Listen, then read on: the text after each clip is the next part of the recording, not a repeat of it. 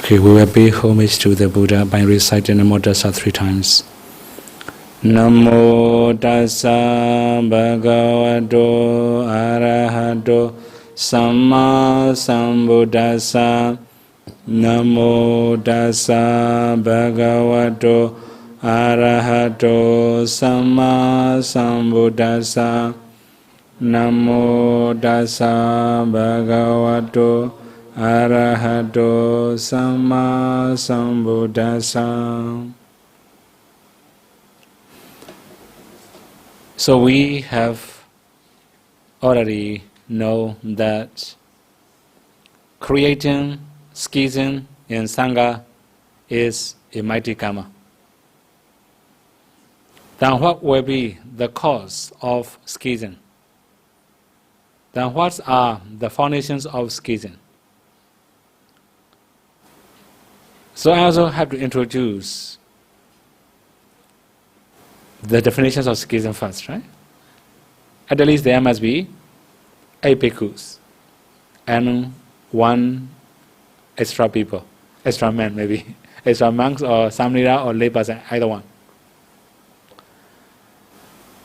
So, first we have to talk about the cases of schism.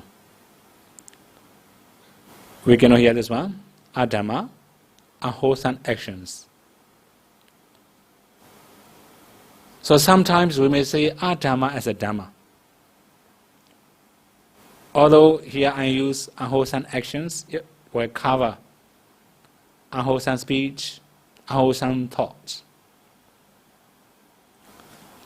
So if we say unwholesome action as wholesome action, unwholesome speech as wholesome speech, unwholesome thought as a wholesome thought,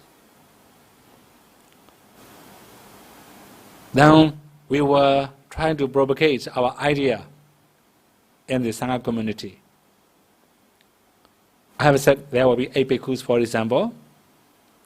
Among the 8, if 4 bhikkhus follow him, then this is called schism.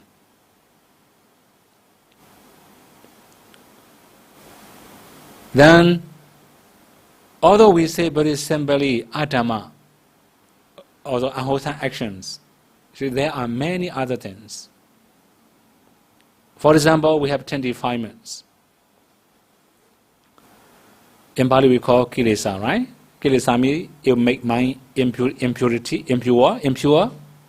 Also it make mind dirty. We can also say it make mind heaty. That means not that much peaceful. That if someone say defilements can make you peaceful, if we have that kind of instruction, that kind of Dhamma talk to many people, if 4 bhikkhus follow, then we can say this is a mighty karma. Very sensitive, right?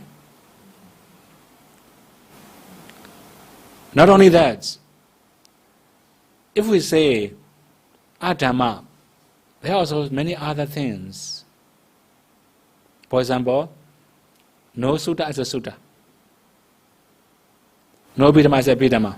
In modern day, there are many people, they say, Bidhamma is not Buddha's teaching, for example. It's very clear.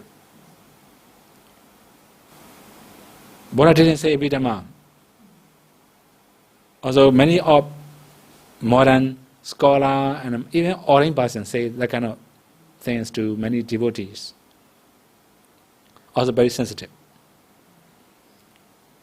So if 4 or more than 4 bhikkhus follow, then the one's actually mighty karma already. Then again, Dhamma, wholesome actions. So Dhamma is adhamma. Here also I say wholesome actions, but it also can be wholesome speech, wholesome thoughts.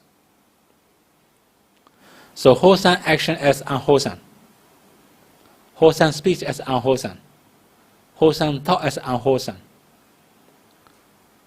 If we mislead people, propagating or distributing that kind of Dhamma, especially among the Sangha, if 4 of bhikkhus follow, it also might be karma. Then when we talk about Dhamma, you may also know many other things. For example, we have 4 noble truths, right? This is the Dhamma Shah. If we have 3 noble truths or 5 noble truths, it becomes Adhamma. Right? We have noble eightfold paths. If we say no, it should be noble ninefold paths. As many other things, similarly, then it can be Adhamma. Then we also have 4 satipatthana, right? 4 foundations of mindfulness. It should be 5 foundations of mindfulness or 3 foundations of mindfulness. It becomes Adhamma. So we cannot remove anything from original teaching. We cannot add any new thing into it. So if we summarize, although we say 2, right? Dhamma and Adhamma. They have relationship. There are only 2 then. Dhamma and Adhamma. We cannot have middle way between these 2. Right? Similarly, so if we say good, sure, it will be good. If we say bad, it must be bad. We cannot say between good and bad. If we follow Abhidhamma, sure, we have Vibhagacita, the result of good and bad. Kiyacita, we cannot say good and bad. It's only for Arhat. For ordinary people, so we have both good and bad. We don't have middle way. We cannot have any other Dhamma in between Dhamma and Adhamma or good and bad. If it's good, sure, not bad. If it's bad, it cannot be good anymore. So, this is the first truth. Adhamma is a Dhamma, Dhamma is a Adhamma. So, later, I will not repeat about schism anymore, right? I will just explain the Pali words. You can understand if someone introduces that kind of things to bhikkhus. If 4 bhikkhus follow, it becomes Vaidikama, Sangha Pitaka, schism. Okay, now a few more. Avinaya, unrighteous transaction. Okay, here one more thing. In Vinaya, when some bhikkhu make some mistakes or they commit they break some of the Vinaya rules and regulation,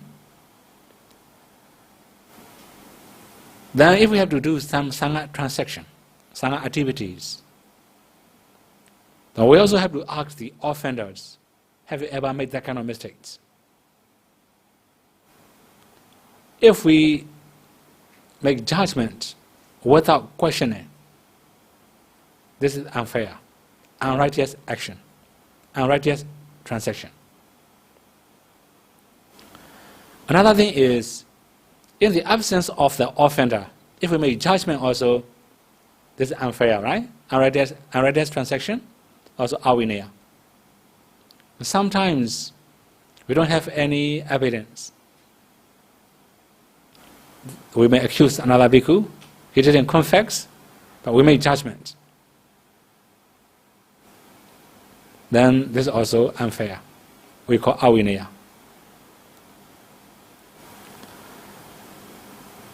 Then vinaya also have many other meanings. Later I have to explain, right? So in brief, if we say avinaya as a vinaya, that means unjust as a just. We can also say like that. Unfair as a fair. If we make that kind of judgment, this is called avinaya, as a vinaya. Then there are many people, they will follow, they will be the problem again. Similarly, vinaya, righteous transaction. So, in this case, even in Pajitya rules in Vibhanga, we also have one rule and regulation for bhikkhus. If Sangha have already made judgments properly, according to vinaya, we must not complain. If we complain, this is offense.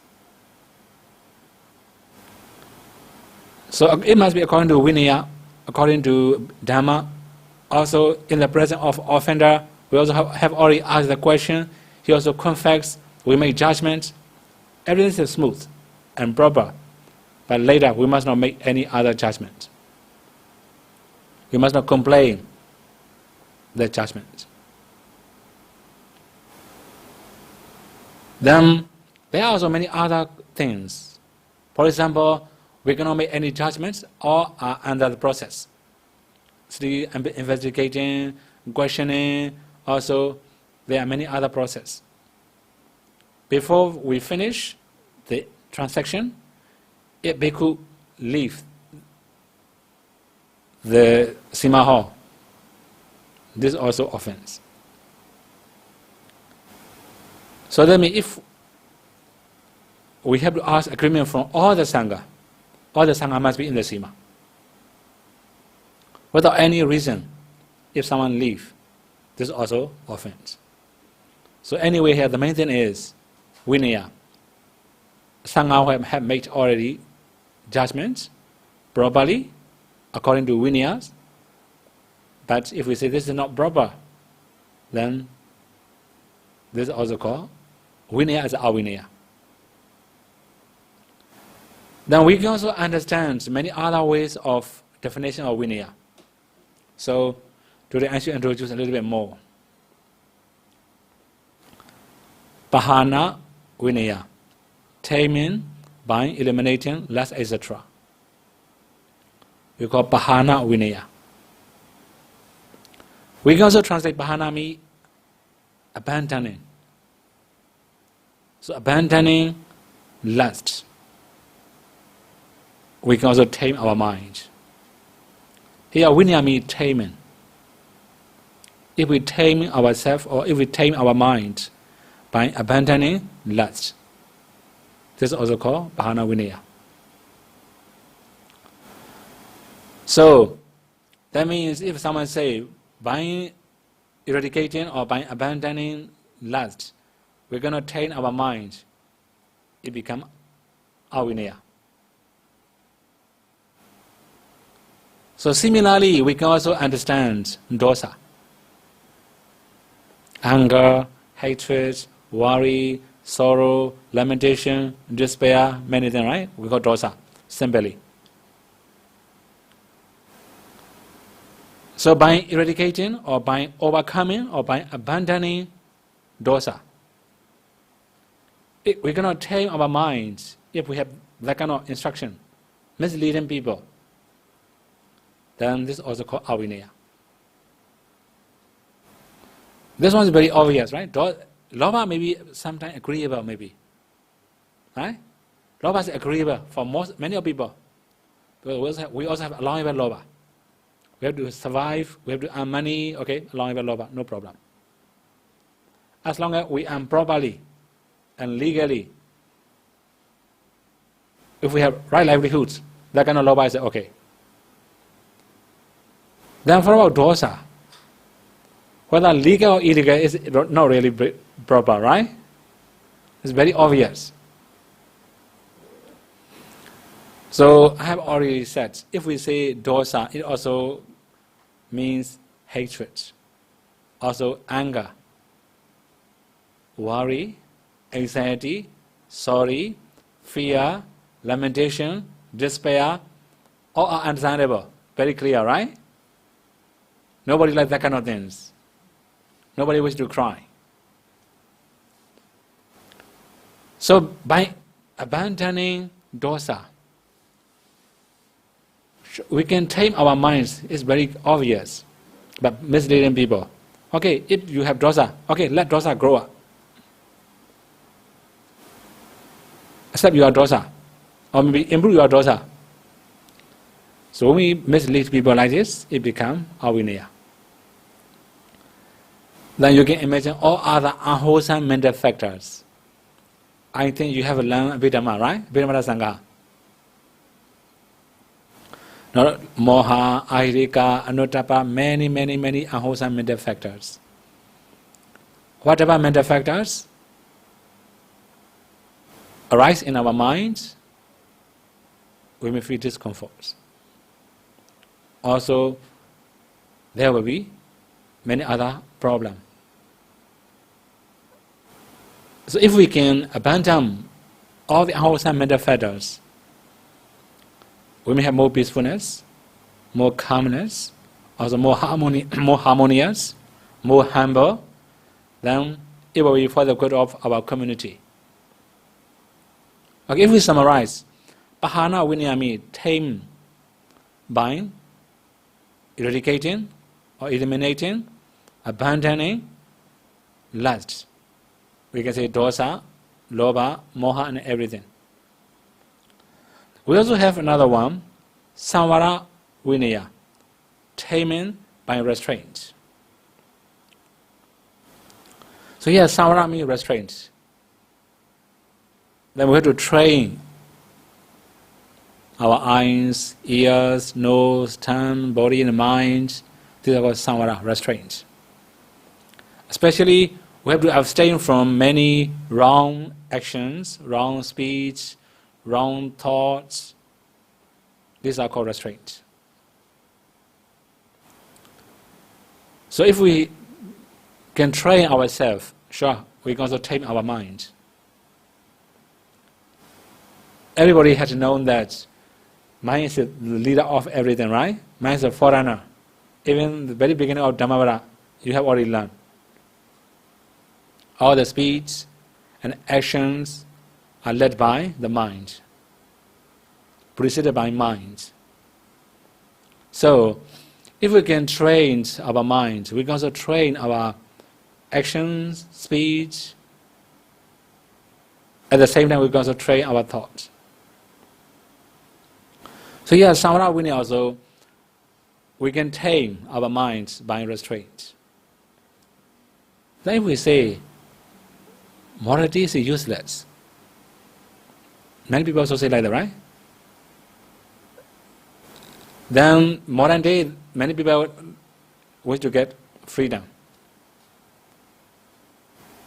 They say they need more freedom. They say like that. Huh? If we are too free, it will be very harmful for our community.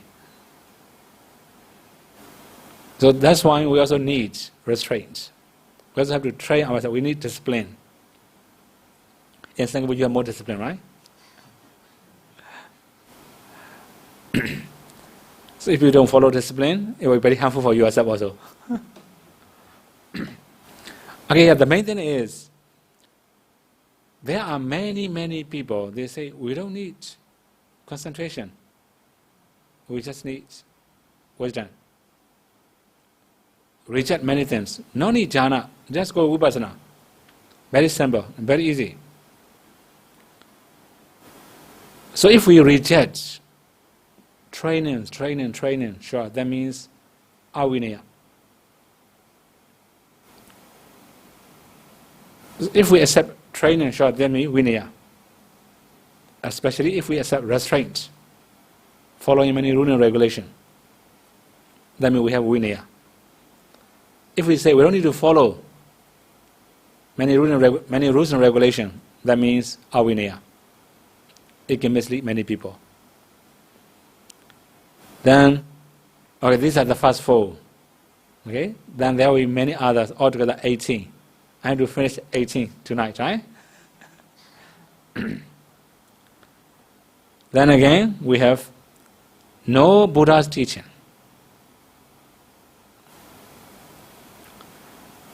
Yes, now when you study many other Buddhist schools, you can find many new suttas added by new scholar. No Buddha teaching as a Buddha teaching. Similarly, there are also many new rules and regulations. No Buddha teaching as a Buddha teaching. Even in Abhidhamma, there are many new Abhidhamma. The Buddha has never said, but there are many new explanation, new interpretation of Abhidhamma, especially like philosophy made nowadays. So no Buddha teaching as a Buddha teaching. Similarly, Buddha's teaching as no Buddha teaching. It's very clear, for example, Abhidhamma. Buddha teaching, that people say is not Buddha teaching. sometimes, although some of the discourses are very famous, when people have some problem with their practice, they will complain the suttas. I have read many articles about Mahasatipatthana Sutta. One of the meditators, he complained, Mahasatipatthana Sutta is a fake. We cannot practice according to Mahasatipatthana Sutta. But he lives in Western country. Sure, in Western country, Anapanasati possible, but Asubha impossible. Even Asian country, except in Buddhist country like Thailand, Myanmar, or Sri Lanka, Cambodia, or in all other countries, not that much easy to practice Asubha. So that means Buddha teaching, but they say this is a fake, not Buddha teaching. Then sometimes also that's the problem. They say, I like Bhattikarata Sutta more. I don't like Mahasatipatthana Sutta. Then they may write many articles about how they practice, what's possible, what's impossible, and many different things. So according to their level, it will be truth. But according to real practitioners, they are fake. Okay, now in modern society, we have to study, we have to read many books. I myself have read many rubbish. Right? Especially about Buddhism. Then people also thought what they understand is right. Right? Then many people also say, Mahasatipatthana Sutta is very easy. Very easy. So we can focus, walking is walking, standing is standing, very easy. Yes, if you read Pali Canon, it's easy. But where the Buddha keep the Dhamma talk? It's in Kamasa Dhamma, not in Singapore, right? Not in Myanmar. Not all over the India, only one place, Kamasa Dhamma. According to the listeners in the area, they could understand what really meaning of walking is walking. Also now, actually, I just given Dhamma talk in San Francisco. Many of people also ask this kind of question. Actually, very easy. Mahasatipatthana Sutta is very easy. We can do daily life. Yes, we can do daily life, sure. Then I also ask, is it possible or not, right? You can also consider the one, possible or not. If fishermen will prepare the nets, right? Then they were trying to catch the fish. When would they throw the net? They were notes, throwing. Right? They were pull. They were notes, pulling. If some of the fish are jumping, they were hit with the stick, right? To make it stable. Hitting. Similarly, hunter will focus in their hunting. Aiming at animal, right? Shooting. So can it be vipassana? Can it be satipatthana? So that means, if we say like that, if we just say according to Pali Canon, hunter also can do, fisherman also can do, all the bad things also can be done as a vipassana. That's why we have to consider that one. So sometimes what the Buddha means is not that much shallow, but people create shallow meanings. It becomes very shallow and very cheap meditation. So when we talk about, actually, I also say, for example, speaking as a speaking, for example, right? It will be very contradictory to Abhidhamma. If you have learned 28 types of materialities, you may know bodily intimation, and bhava intimation. Bodily intimation and bhava intimations are unconcrete rupa, unconcrete materialities. We cannot contemplate them as anicca dukkha anatta. So if we say speaking as a speaking, it will be unconcrete rupa. It's not the object of vipassana. Similarly, if we say walking as a walking, this is also unconcrete rupa, bodily intimation. It's also not the object. It's also not the object of vipassana. So we have to consider many different things. So what the Buddha say vipassana is different from modern society. That means the Buddha teaching as a non-Buddha teaching, non-Buddha teaching as a Buddha teaching. It can mislead people. Also a little bit sensitive and dangerous. Then a few more. Non-Buddha's practice. So here we also have to know what is really Buddha's practice. For example, almost every early morning, the Buddha will try to see the living beings who he could have today. This is the nature of the Buddha. This is the Buddha's practice. Not only that, the Buddha also can know how to do, what is their temperament, tendency, how mature their controlling faculties. These are only Buddha's quality. Even Venerable Sariputta cannot achieve that kind of knowledge.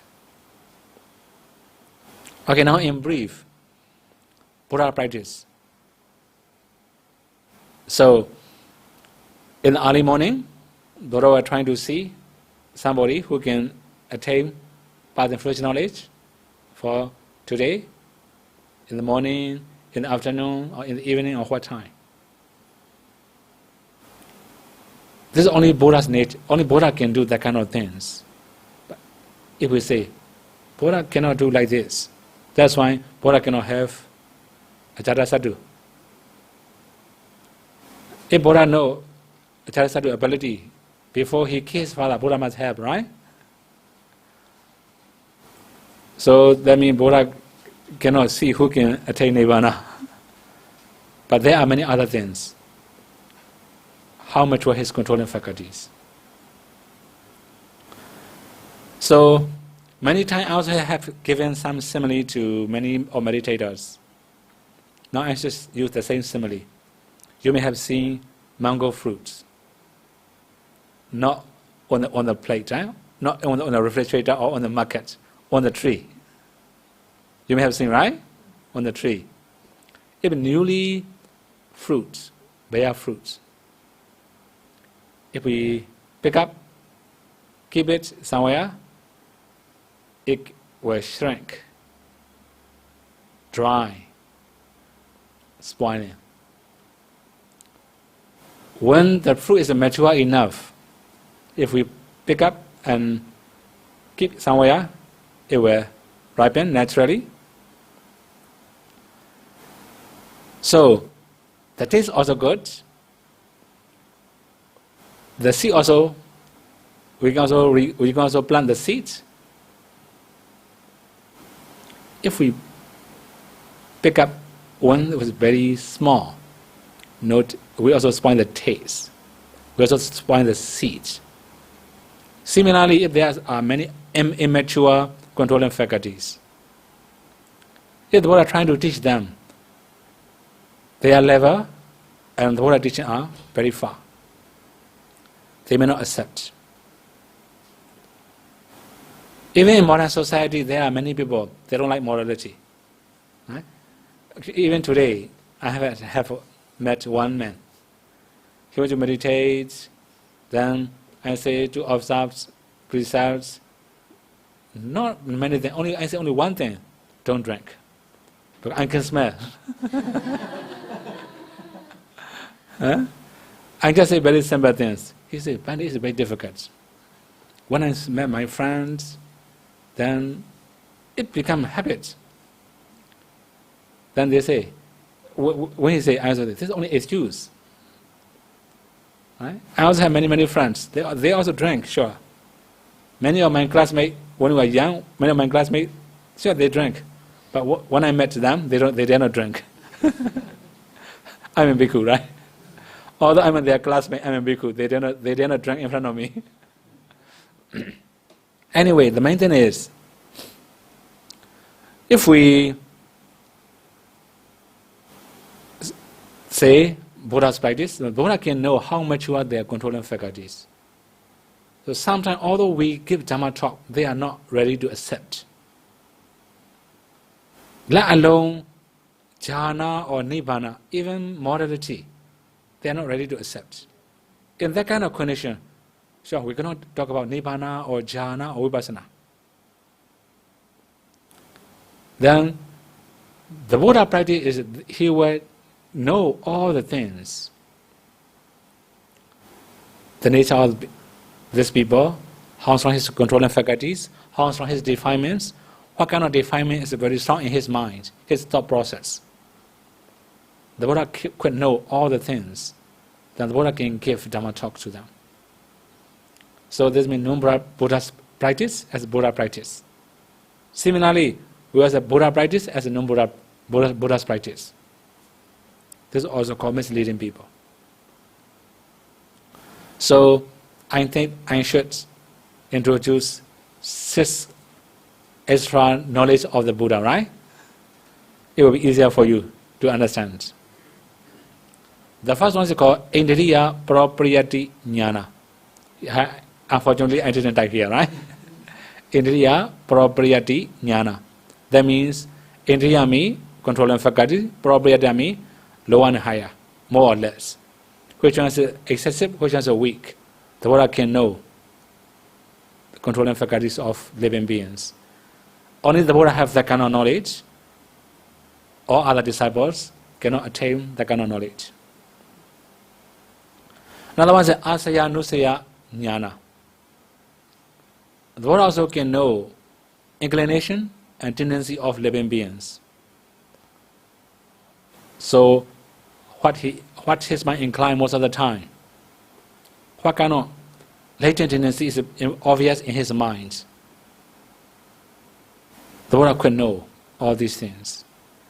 This is called Asaya Nusaya Jnana. Another thing, Yamaka Patihariya Jnana. Tummaruka, displaying Tummaruka, psychic power.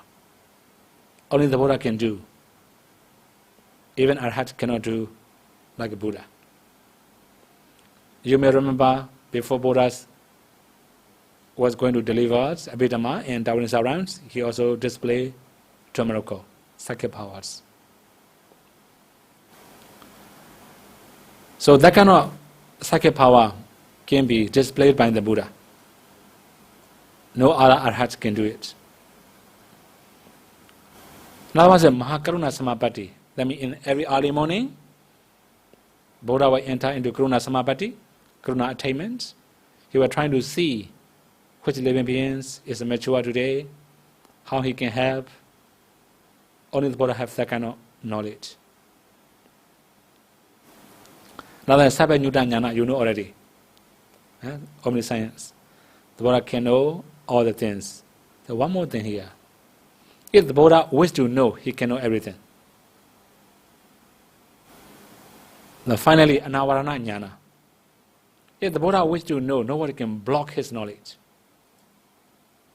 For example, nowadays, although we have many things to learn, we can learn many different things. If someone just like, they can block our knowledge, right? For example, when you go to China, no Facebook, no Google, right? No other information except special information allowed by the government. They can block your knowledge. Similarly, in Myanmar also previously, we cannot learn many things blocked by government. Even email usually taken by government. We cannot send email freely. Okay, now anyway, now Myanmar is free. Anyway, the main thing is if the Buddha wishes to know, nobody can block Buddha's knowledge. Although some deva will be very powerful. They would to hide their mind, for example. If the Buddha wishes to know, they cannot hide. The Buddha can penetrate their minds. Just got anavarana. Only the Buddha has that kind of knowledge. So all these are called Buddha practice, Buddha's attainment. If we say it's not, this is also misleading. Okay, now, few more. Not prescribed by the Buddha, as another one is prescribed by the Buddha. Here I should use maybe Vinaya rules laid down by the Buddha and not laid down by the Buddha. So there are many Vinaya rules laid down by the Buddhas, although we cannot add any new things. Then there are also many Vinaya rules Buddha didn't lay down. When we study Vinaya Pitakas, there are some agreements among the bhikkhus. Then they cannot see the Buddha, something like that, right? When they make that kind of agreements, one forest restoration bhikkhus trying to see the Buddha. They complain, why you go and see the Buddha? We have that kind of agreement. You cannot go and see the Buddha. The Buddha say, Vinaya is not laid down by the bhikkhu, by the Buddha. We cannot say offense. So similarly, there are some rules and regulation. Although Buddha didn't lay down, many people follow. There are also many rules and regulation laid down by the Buddha. People do not follow. Then there is also some problem in modern society. If we teach Vinaya to lay devotees, then they will not respect bhikkhus. They don't want to teach Vinaya to lay devotees. Huh? It happened to many community. Many times people ask, why you teach Vinaya to lay devotees? If they know, they will not respect you. Then we can also understand, if they know, they can help us more. Right? If lay devotee know, sure, lay devotee can help bhikkhus more. Then actually, if lay devotee can memorize Tipitaka, it will be easier, right? If lay devotee has learned many of Pitakas, it will be easier for us to teach Dhamma. Actually, even in Myanmar society, I have said many times that kind of things. If lay devotee can learn Tipitaka, bhikkhu cannot give Dhamma talk, whatever thing they like. Right? Lay devotee will never say, yes, Venerable Sir. Right? If they make some mistake, they will say, Bhante is not like this, it should be like this.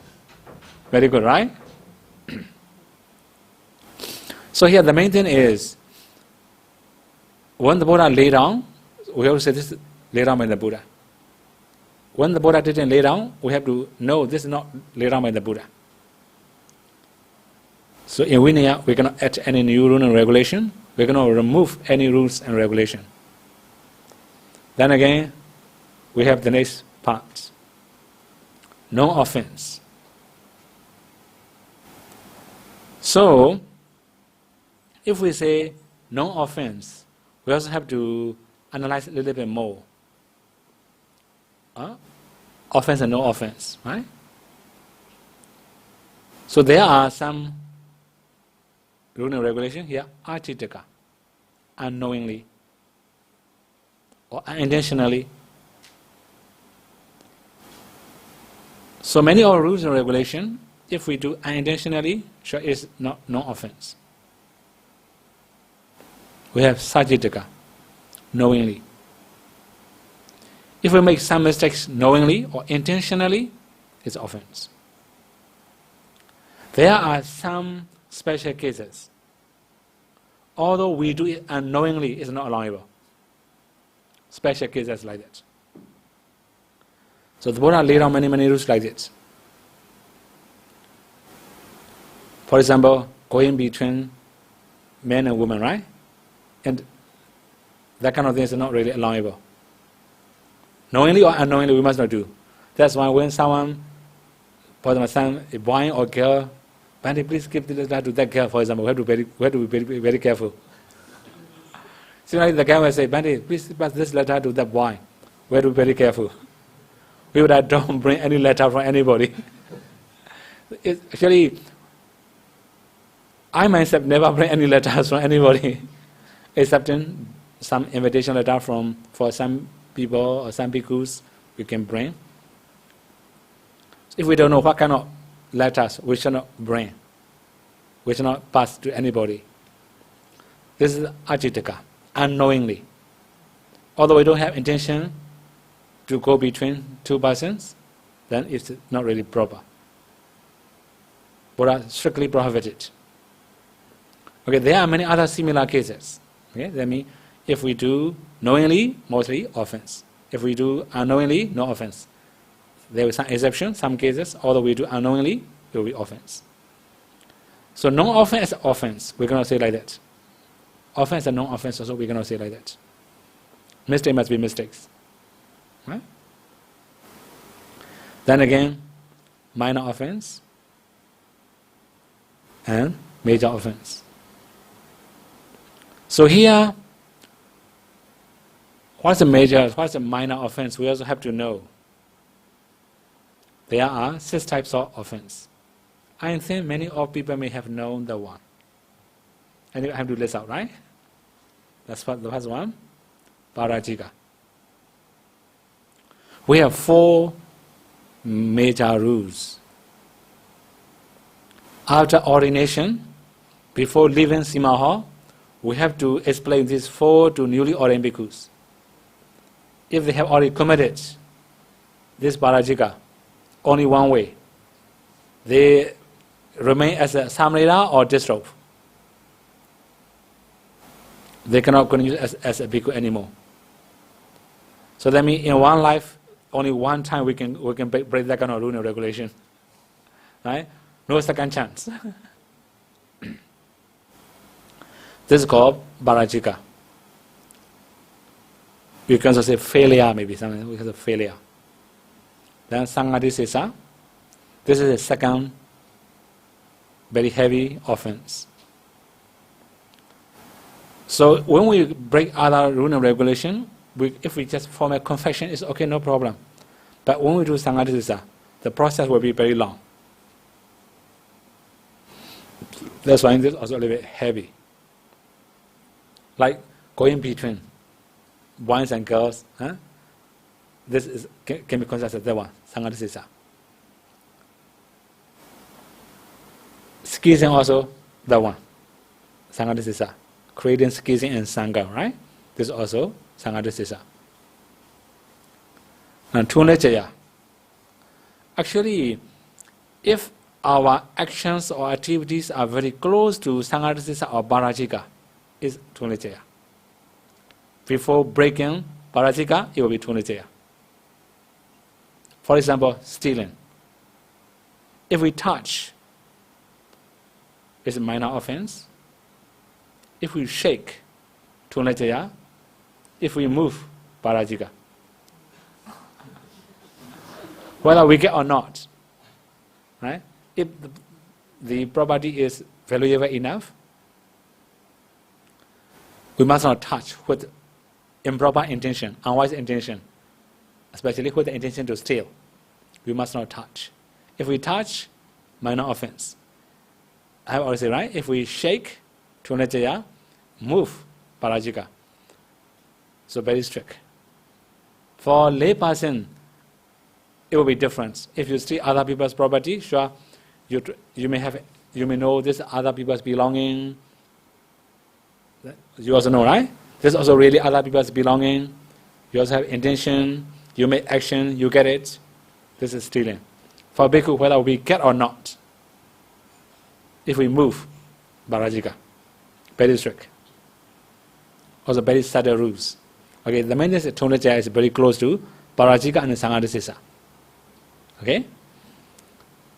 Then again, next one, pachitiya. So pachitiya also have many different parts. For example, accepting money. we have to relinquish, we also have to confess. This is Nisakiya Pachitiya. First we have to relinquish, after that we have to confess. Then we also have many other things like Chiranaka Pachitiya. We have to cut. After that, confess. For example, bed, sleep in bed. If too high, we have to cut the legs. Without cutting, if we confess, this is invalid. First we have to cut. After that, we have to confess. Similarly, breaking. We are not allowed to make tube made of ivory, made of bone, made of teeth. If we make it, we have to break it. After the confess. Also there's a Pachitiya.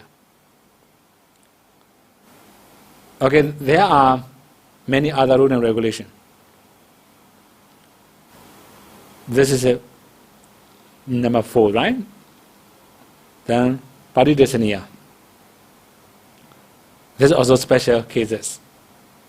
So, for example, there are some poor lay devotees. Although they are very poor, they are very strong in Buddhism. They have very strong faith. Whenever they saw ordained person, they went to offer. Right? So if Sangha decides, this is a special family, although they are poor, they have very strong faith, like a noble person, that we must not go and accept any request from that kind of family, out of compassion. If we accept, Paridesaniya. So although we say, although people may invite Bhante, whatever you need, please ask me. We must ask, be careful. Right? We have to think about donor's condition. So if we ask very high value, it will be the problem. Right? If donor is rich, okay, possible, right? Then again, dukkata. This is actually very minor rules. For example, now I have said stealing, I will have to repeat stealing, right? If we touch, dukkata, that one. If we move, tonajaya, right? So if we shake, tonajaya, if we move, parajika. Then finally, dobasita. Dobasita means we better say, we can say like bad speech. Actually, we must not make a joke, surely. We are not allowed to make a joke. For example, Sangha, right? Sangha also called community. We can also say like a group. We can also like a heart. A heart of cows or bulls, that kind of things. If we have that kind of joking, this is also dobasita. We must not make a joke about Dhamma also. What kind of Dhamma? Is it cow Dhamma, bull Dhamma, goat Dhamma, elephant Dhamma? We will not make a joke like this. If we make a joke, dobasita. So, altogether there are 7 types of offense, right? So what is a major offense? The first one, number 1, is a major offense. So all the 6 are minor offense. Because the first one is very sensitive. Only once a lifetime we can break. Then similarly, we also have another explanation. Spiritual offense, 6 types. That means accepting parajika, sanghadisa sadhu, dukkata, all of the 6. These are called spiritual. That means we can keep our ordinary life. Then 16, in spiritual, this means the first type, parajika. So we cannot change. We cannot be reordained. Okay, now 17, gross offense, the first 2. Non-gross offense, the remaining 5. Okay. So all these are the basis of schism. Too long already, right? Right? All these are the basis of schism. So now in the question B, about Vinaya, offense or non-offense? Only these two make the problem. So keeping water in the toilet cup, in the cup or in the bowl, if we keep water, this is actually dukkata. Very minor offense. Number 5. So number 6, dukkata. Then Vinaya expert say, if you have keep it unknowingly, okay, no offense. Then he also say, okay, he say yes, finish. Then later they have very big argument, offense or no offense. It become very big conflict. Then the two parties cannot speak each other. Whenever they see each other, they will start arguing. So you can also imagine if we have that kind of arguments, it cannot be arhat, right? It cannot be anagami. What about sotapanna? Sakadagami. So if noble persons, sure, they may not participate that kind of things. They may not get involved in this kind of cases. So finally, although the Buddha taught them, don't behave like that, they didn't listen. The Buddha also knew that if he left the community, it will be better. So after 9th Vassa, it happened. So before spending the 10th Vassa, nearly 10th Vassa already. Then when the Buddha leave, then the Buddha also realized, they will realize if they don't follow Buddha teaching, they will encounter difficulty.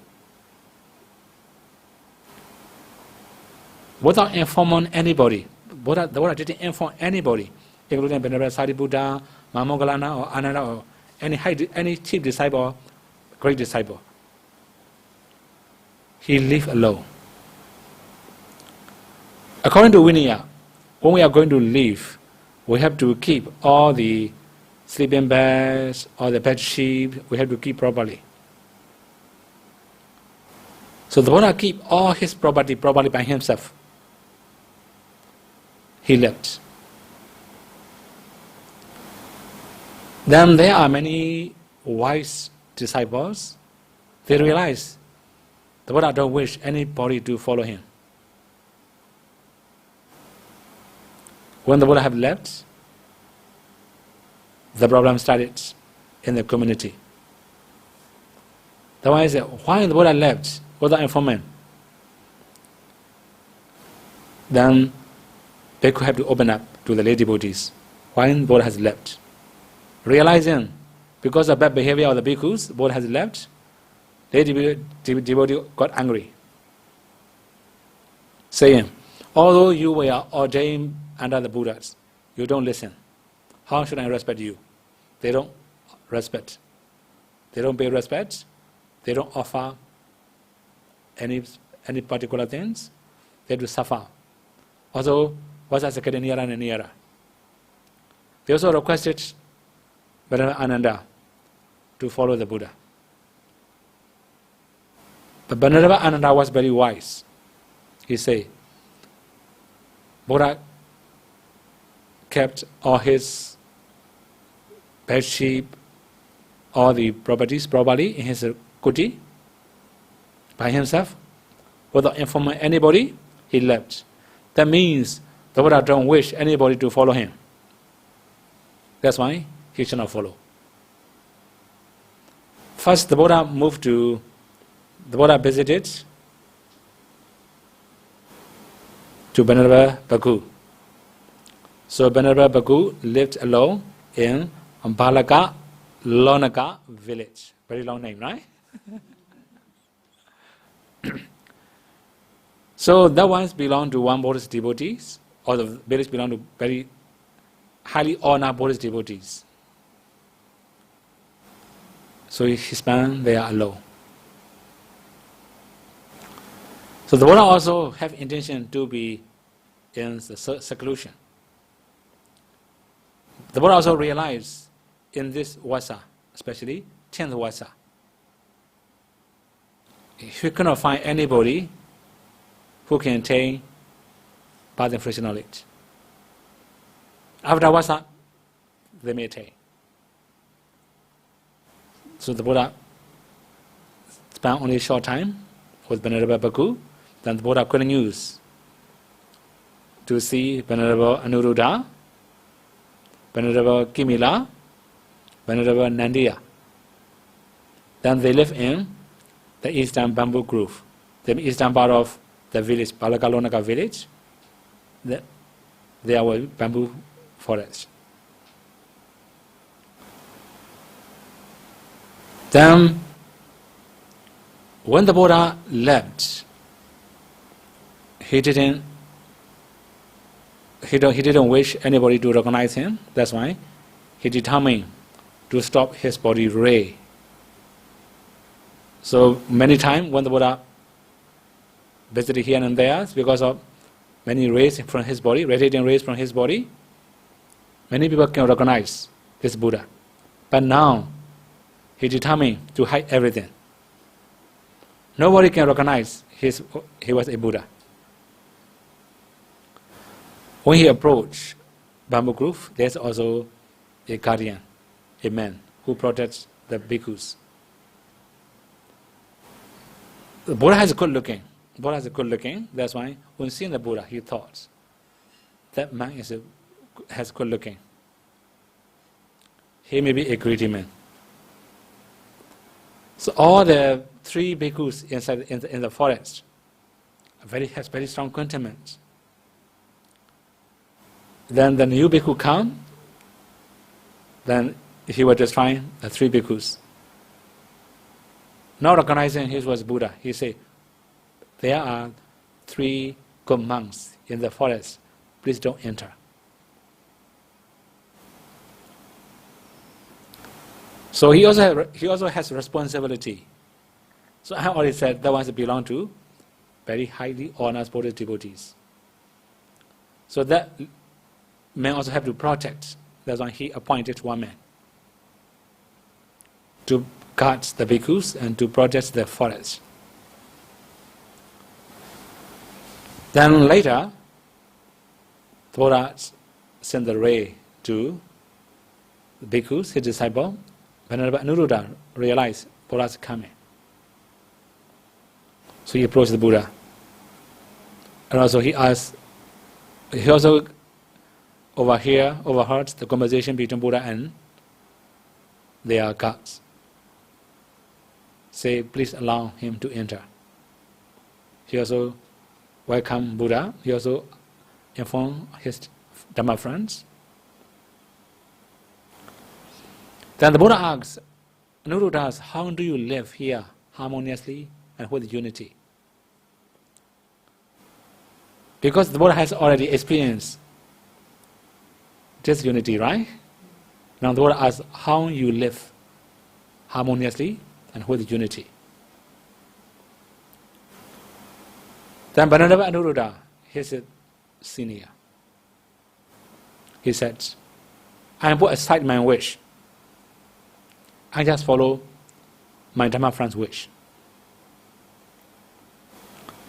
It's very simple, right? But how shall we follow other people's wish? I will say one example, right? I will give only one example. So, one of the Dhamma friends had to wash and dye his rope. It will be easy for one person. Remaining two will also have to wash their rope. But they don't think about their rope or they don't think about their bow or anything. Just have that person first. After finishing, then he will reveal, I also need this one. The remaining two will have him. So that means the first one who starts talking about their difficulty, or with the priority, they follow his wish first. After that, if second person say his wish, they will follow second person. That person, they will follow other people's desire. their Dhamma friend desire and wish. This is the way they live. Moreover, they also have metta. Actually, when we should have unity, or when we wish to live in unity or harmoniously, we must have metta also. Here the Buddha mentioned 3 types of metta. We can also say 6 types of metta. Okay, now here I will say 3. After that I will analyze to be 6, okay? So 3 is a bodily loving kindness, bodily metta, bhava metta, and mental metta, 3. What is a bodily metta? So now I have a set. In the present, when somebody needs their help, they will help. This is a bodily metta. We have to serve our Dhamma friends with our body. This is called bodily metta. So bodily metta also can divide into 2, in the present and in the absent.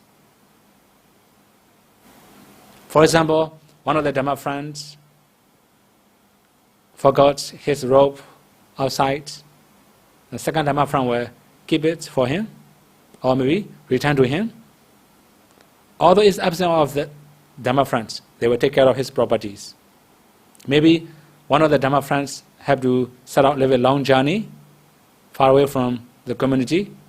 The remaining 2 will protect his properties, take care of his kuti. This is also called absent metta, bodily metta. For speech also, we have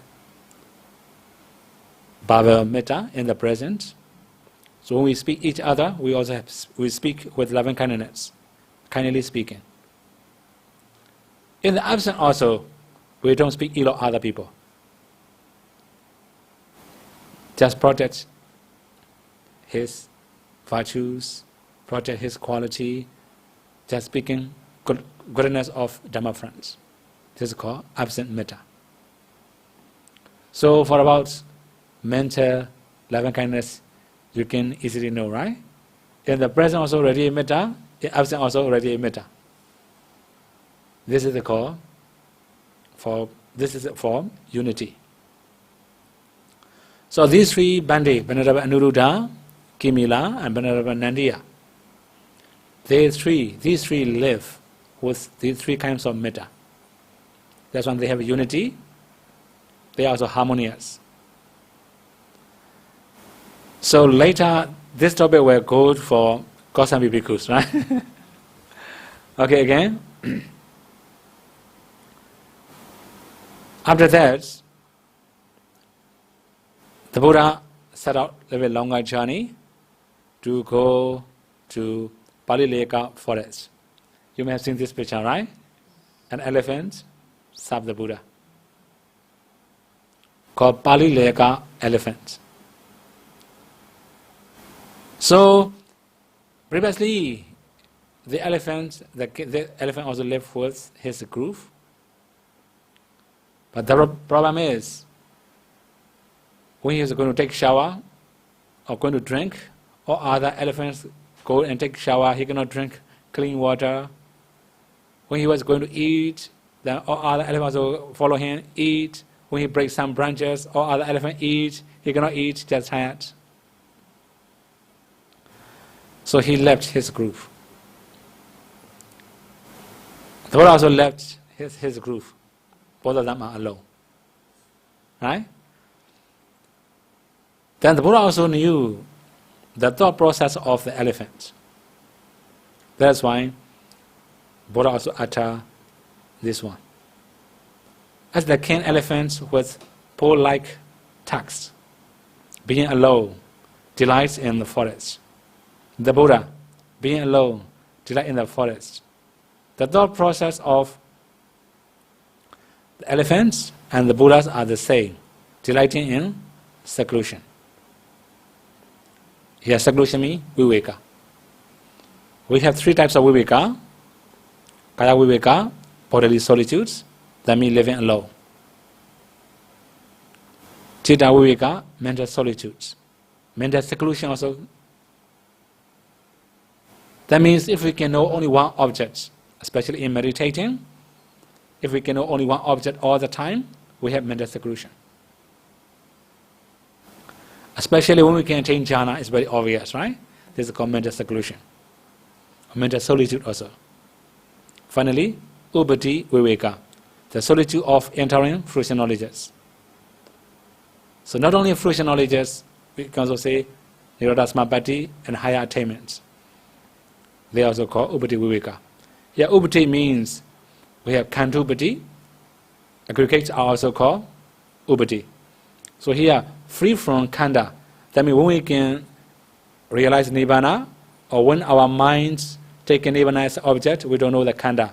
It becomes Upati Viveka. Similarly, Kilesa Upati. Kilesa, you know all the defilements, right? Upati, so free from Kilesa. So, if we summarize entering into fruition attainments, or maybe taking Nibbana as objects, at the time we can say Upati Viveka. So the Buddha also lived with these three solitudes. The elephants serve the Buddha. So he may take many fruits, keep one place. When the Buddha came, he offered. Even Buddha, for water for the Buddha, he may take care of everything. For example, hot water. So he may make fire. He puts big stone into the fire, and it becomes very heat. After he will use one stick, roll the stone to the water. Then the hot stone fall into the water, it becomes warm, right? Buddha can take shower. So this means he took care of the Buddha for 3 months, rainy season. Fortunate enough, right?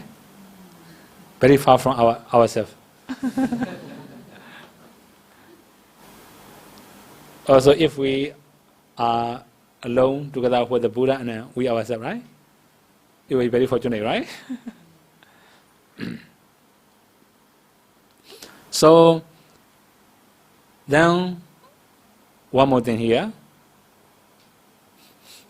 Later, you can also see the monkey offering beehive.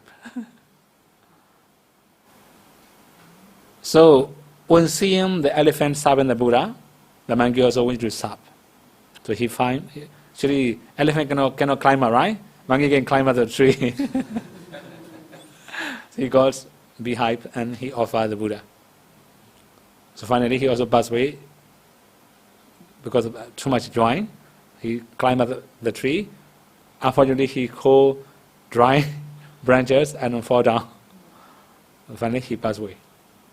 He was born as a deva. Okay, here another thing is after the Vassa, all the bhikkhus went to ask for forgiveness. Then many of other Buddhist devotees also realized Buddha was alone in the forest.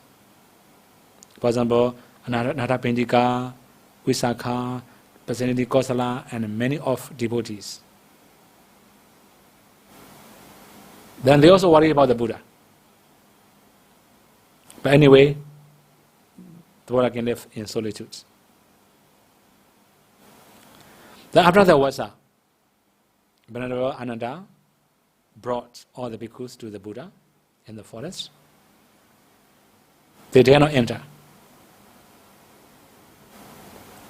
Venerable Ananda alone approached and requested. Then the Buddha also allowed. Finally, the Buddha also talked about unity of Sangha. Then, for about friendship, Buddha also explained stanzas. You can see this one, 3 to 8, Dhammapada stanza, right?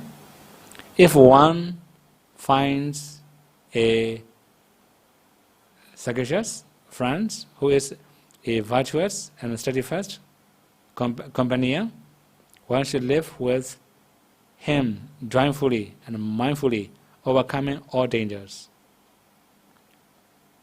So you can understand, right? I don't need to explain that one. Then again, if one cannot find a sagacious friend who is a virtuous and steadfast companion, one should live alone, like the king who gave up and left the country he had went, like elephants or Madenga, roaming alone in the forest. So that if we don't have good companies or good friends, we should live alone. Moreover, the Buddha also explained a few more. This one. It is better to live alone. There is no fellowship with a fool. So, one should live alone, do no evil, and be carefree like the elephants, Madenga roaming alone in the forest. So that means if we don't have good friendship, we should live alone. Right? So now you can also imagine Buddha live alone in the forest, not having proper company.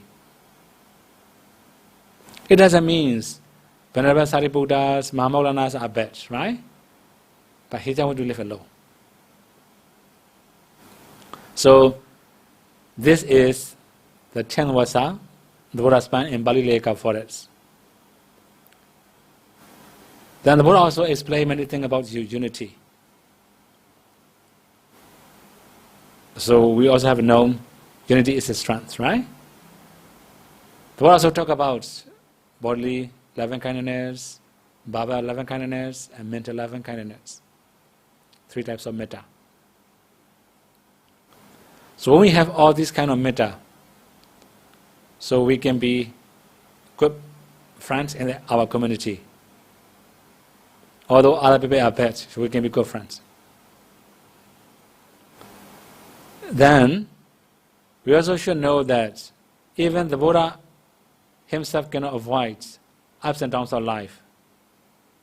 So we ordinary people have to encounter anytime.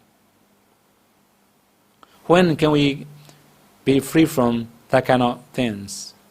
When our mind cannot be shaken by ups and downs of life. So when we attain hardship, you will be unshakable. Last night I have already talked about Mangala Sutta, right? Pudasa loka dhammehi chitanya sanakampati.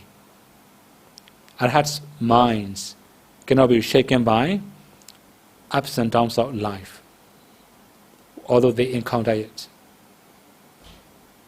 So, as Buddha disciple, we have to train ourselves to be moral, to be concentrated, to be wise. Practicing 3 trainings. If we can practice well, there will be our aim, the realizations of Nibbana. May you all be able to practice Buddha teaching, and may you all be able to realize the final cessation and not suffering.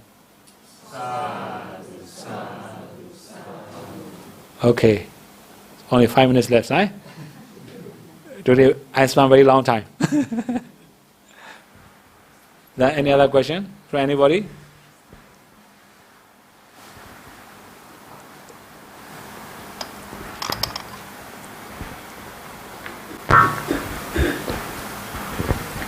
Bante, talking about Sikhism, after the second council, the Sangha actually bring the 3 schools. Mm-hmm. Is this due to Sikhism?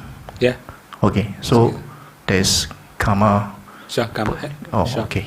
But the first creator, the first person, right, who create all rule and regulation, creates schism. But it seems like it's been a trend that cannot be corrected. Sure, cannot be corrected. Okay. Also, they are not. If corrected, also they will not accept now. Yeah. Right? Very powerful already. Okay. Bhante just now mentioned about schism. At least there should be 8 bhikkhus. That is because when we talk about schism, there must be a breaking of sangha. Sure, so sangha, yeah. 4. Sure, sure. So if at least 4 bhikkhus break away, then it's schism. Sure. Okay, thank you.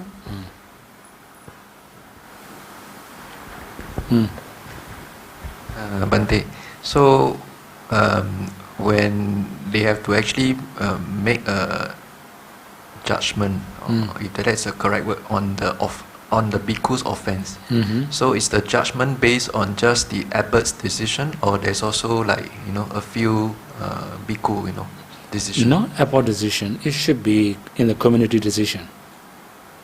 Community. So, for example, there will be, according to the cases, for example, right? According to the cases, there must be authorized person. So, bhikkhu must all the community must authorize one person. Then he have to ask question. Right? He will ask many questions until he confess or he reveal all his mistakes. So it must be sangha decision, not only one person, not abbot. So mostly in the many monasteries, if abbot say yes, we have to say yes, right? If abbot say no, we have to say no. It's not really proper. In Powder, we don't have that kind of culture. Right? So it depends on sangha. If sangha say yes, we have to say yes. If sangha say no, we cannot say no.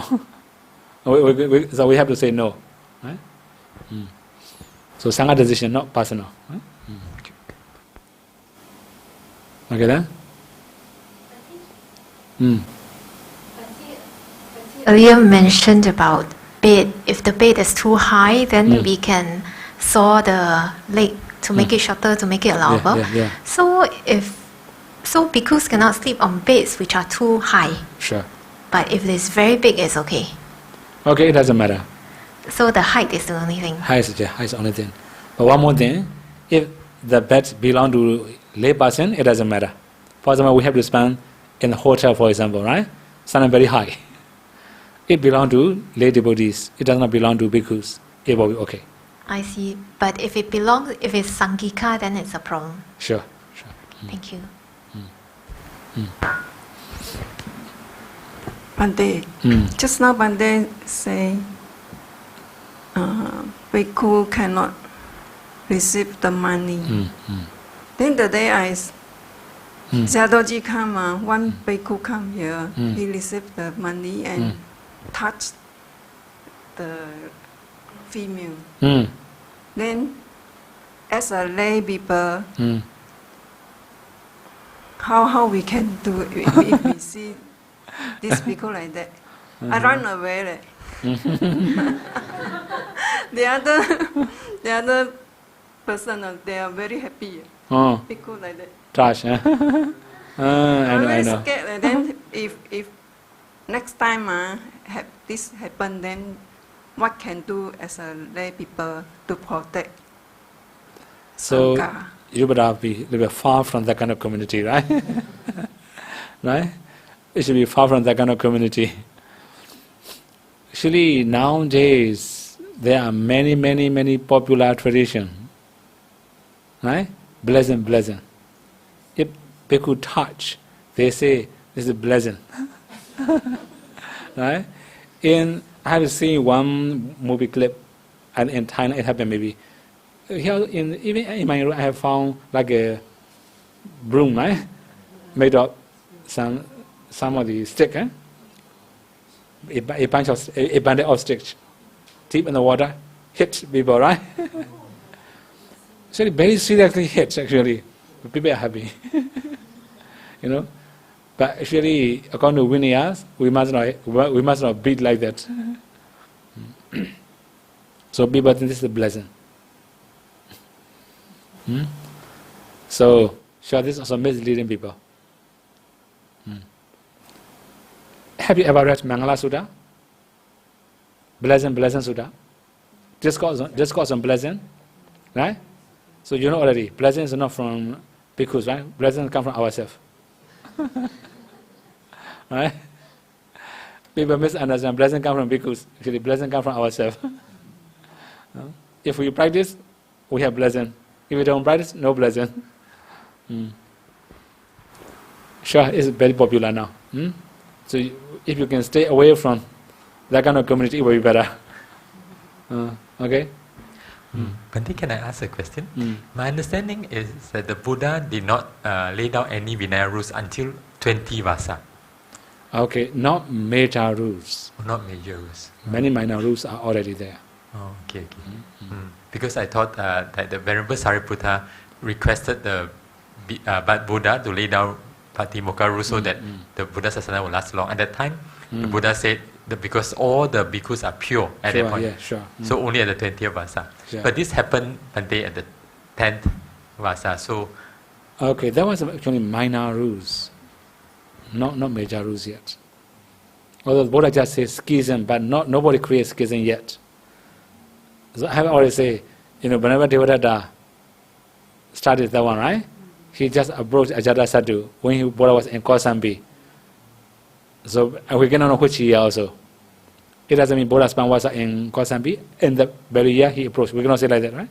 Maybe when Buddha was living in Kosambi, he approached Ajatasattu. So no yet schism at the time. So only minor rules. So Vedenja, actually Venerable Sariputta requested to lay down Vinaya rules in Vedenja. Maybe before I left, we can go to Vedenja. Okay? So you can know, okay?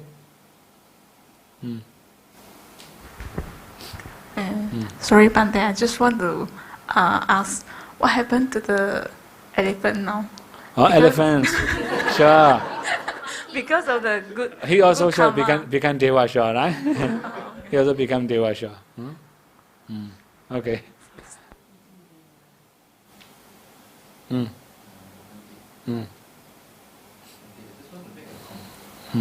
Hello. I just want to make a comment regarding, I think, the broom that you mentioned. I think, not sure whether we are referring to the same type of broom, but I think one type of broom that, for example, some of the very senior bhikkhus in the Thai forest tradition, they actually use the kind of broom, actually is to sweep. to actually sprinkle the so-called blessed water on the devotee, not to hit the devotee. I see. Yeah. Actually, that kind of thing is also not really very good. If we say blessing, sprinkling water, right? This also actually not really allowable according to Vinaya, right? So similarly, like sometimes threat, for example, right? Very, very obvious. That was a very, very obvious threat. When we go to the temple, they will give you blessing water or blessing threats. Actually, it's not really allowable according to Vinaya. Sometimes devotee may invite bhikkhus to their house for prayer chanting. We can do. Other than they will bring many threads, many waters. We chant for it. It doesn't matter. It will be allowable. This is their invitation. So now, without invitation, whoever come to monastery, or just give this blessing water, blessing threats, that's not really good culture, according to Vinaya. Okay? Thank you. Whether senior or junior, this is Vinaya. Okay?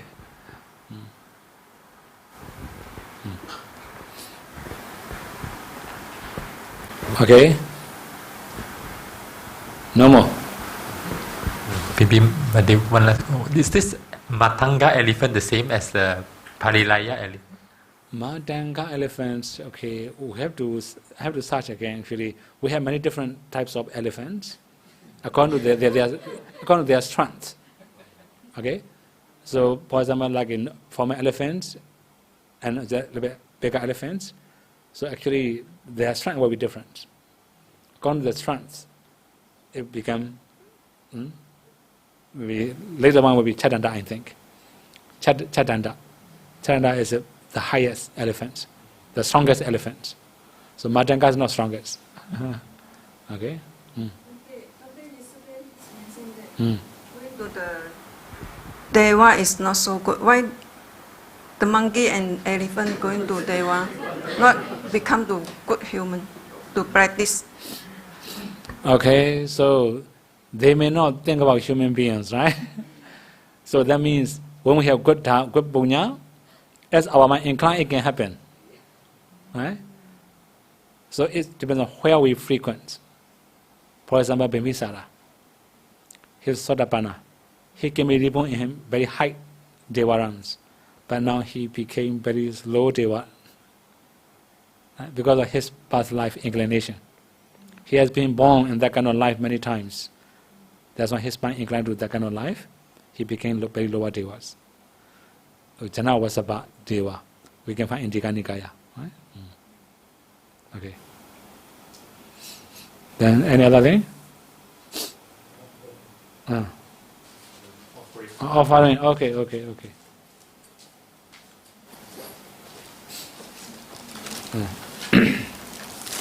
Sadhu, sadhu, sadhu. Okay. Yeah. Sadhu, sadhu, sadhu. They two sister bring every day. Sadhu, sadhu, sadhu. Okay, now share a merit, right?